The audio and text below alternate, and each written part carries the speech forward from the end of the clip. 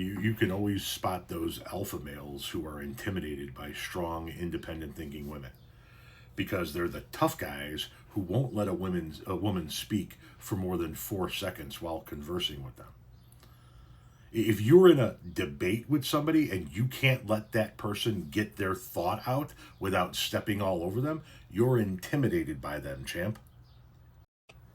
Are you aware that men only got any rights to vote about a decade before women? The right to vote was historically withheld from men of color. It was a right... It was also withheld from Listen to the me. general population. Do not cut me off. I am in the middle of speaking. I don't care if you're in the middle of speaking. You're in the middle of a debate. The right You don't have your TikTok mute button, sweetheart?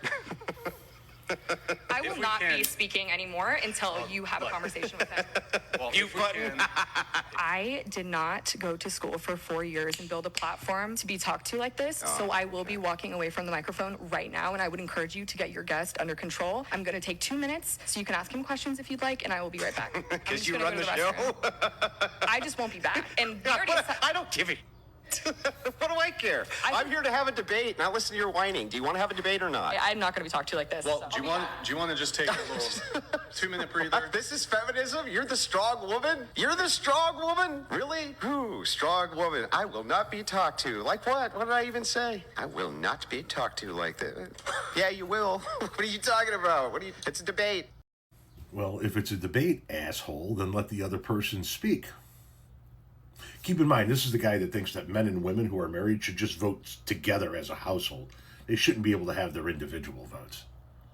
Do you think it's a good idea for wives and husbands to be able to vote against each other's interests? They should both have a vote, yes. But they can't vote against each other's interests, right? That is circumstantial. They may not, they might. I agree with that. Yeah. But why is it good that that option's even there? It seems like a terrible idea. But you're not telling me why that should be the case. If I were to give you the counterclaim here, I would say if you had like one household voting or something like this, it would be much more uniform and wouldn't divide families against each other. And that's exactly what the vote has done. But they're both subject to the same legislative, like they can both be legislated independent of each other. Well, not really. One cannot at that point make a decision that doesn't affect the other one usually. Yes, I can. Not really. What? I mean, Roe v. Wade. That only affects a woman's body, right? No? You think that if a man is married to a woman and she goes and baby, that doesn't affect him? Of course it does, but it affects him differently. Everything they do in this household is going to affect each other. Sure. So you wouldn't want to promote systems But which they still are divide individuals. husbands against wives. Are they the same person or not? No. Then why should they not each have an individual liberty? What if they get a Because divorce? you don't want to set up systems that divide them against each other. That's Well, a then bad tell idea. Mary-